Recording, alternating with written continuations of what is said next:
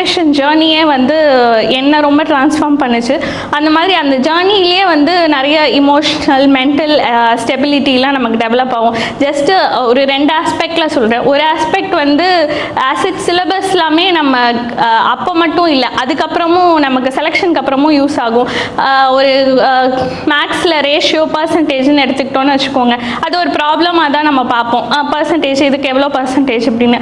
இப்போது நம்ம கோவிட் டைமில் டிஸ்ட்ரிக்டில் ஒர்க் பண்ணிகிட்டு இருக்கப்போ பார்த்தீங்கன்னா, ஒரு வில்லேஜில் வந்து 20 பேருக்கு கொரோனா தொற்று வந்திருக்கு, இன்னொரு வில்லேஜில் வந்து 50 பேருக்கு வந்திருக்கு. அப்படின்னா இப்போ எங்கே ப்ரையாரிட்டி கொடுக்கணும் அப்படிங்கிறத யோசிச்சோன்னா, ப்ரையாரிட்டி வந்து 50 பேருக்குன்னா நிறைய பேர் இருக்காங்க, அங்கே தான் ப்ரையாரிட்டி கொடுக்கணும், நம்ம ரிசோர்ஸஸ் எல்லாம் ஃபோக்கஸ் பண்ணி அங்கே கொடுக்கணும் அப்படின்னு நினைப்போம்.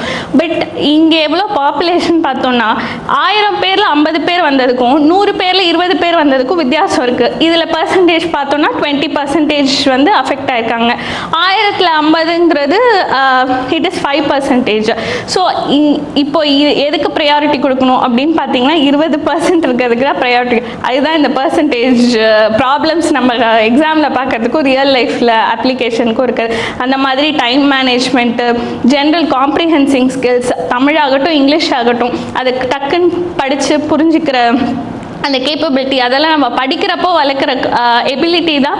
அதுக்கப்புறம் நம்ம சர்வீஸ் அப்பவும் ஆசெட் சர்வீஸ் வாங்கினோன்னே it is not an end, அதோட அவ்வளோதான் நான் மெடல் வாங்கிட்டேன் முடிஞ்சிருச்சு அப்படிங்கிறது இல்லை. It's a long journey. அதுக்கப்புறமும் சர்வீஸ்குள்ளே இருக்கிறது it's not a cake work. அதுலேயும் நம்ம எஃபர்ட் போட்டு ஹார்ட் ஒர்க் பண்ணி ஒர்க் பண்ண வேண்டியது நிறைய விஷயங்கள் இருக்குது.